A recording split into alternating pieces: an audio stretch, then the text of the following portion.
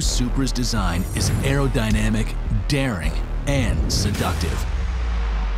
Short overhangs improve agility, while the fenders stretch over the wide track to telegraph the aggressive driving dynamics.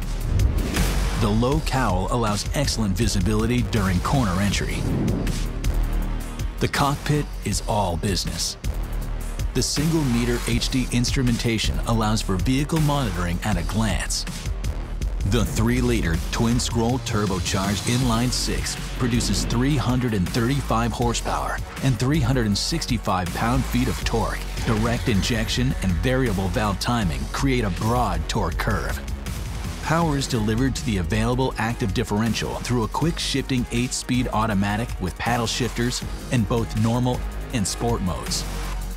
The sprint to 60 is a quick 4.1 seconds. The platform was designed to maximize rigidity, lower the center of gravity, and achieve a 50-50 weight distribution. The suspension incorporates double-joint front struts and a multi-link rear design to yield precise cornering characteristics. An available adaptive suspension optimizes dampening force in real time. Enhanced steering feel is produced through a variable ratio rack. Fade resistance is generated by large rotors and available Brembo 4-piston front calipers housed in available forged 19-inch wheels. And safety will be paramount with standard pre-crash emergency braking and lane departure warning. In 2019, the legendary Supra returns. It's been 17 years since the last Supra rode off the line, and it famously beat that Ferrari in the Fast and the Furious. But affection for the Supra is as strong as ever. I'm sure for each of you, there's been at least one car in your life that you have a particular attachment to.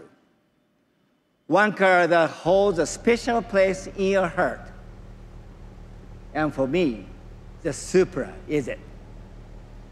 Back in the day, my old Supra and I spent countless hours together as I learned to become master driver. But you can imagine the teasing and stares that I got from all the other manufacturers at Nürburgring who were driving their beautiful new prototypes, while I'm out there driving what felt like an automobile version of Charlie's Brown Christmas tree.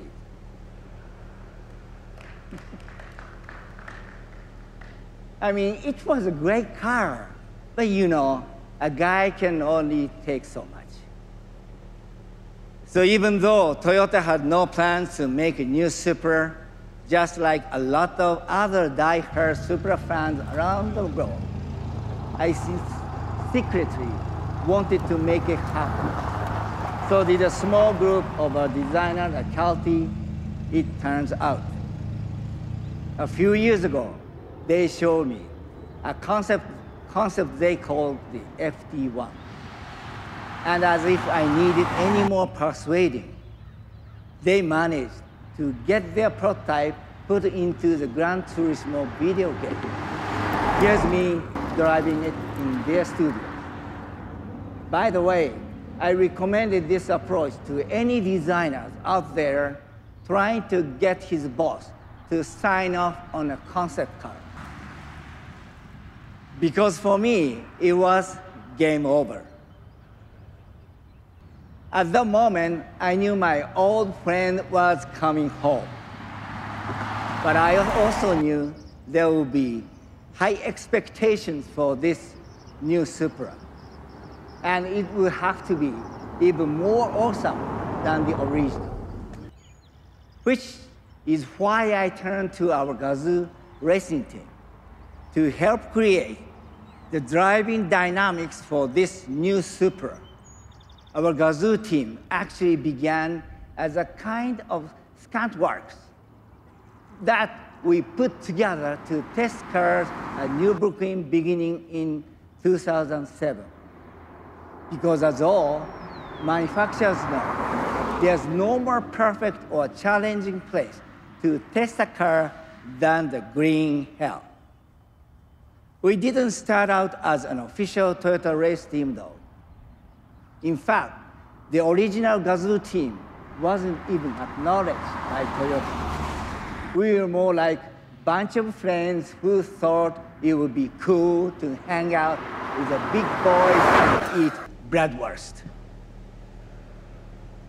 Anyway, little by little, year over year, we learned and got better. And soon we became a real team. In fact, 2018, Toyota's GAZOO Racing Division won the World Rally Championship and also Le Mans.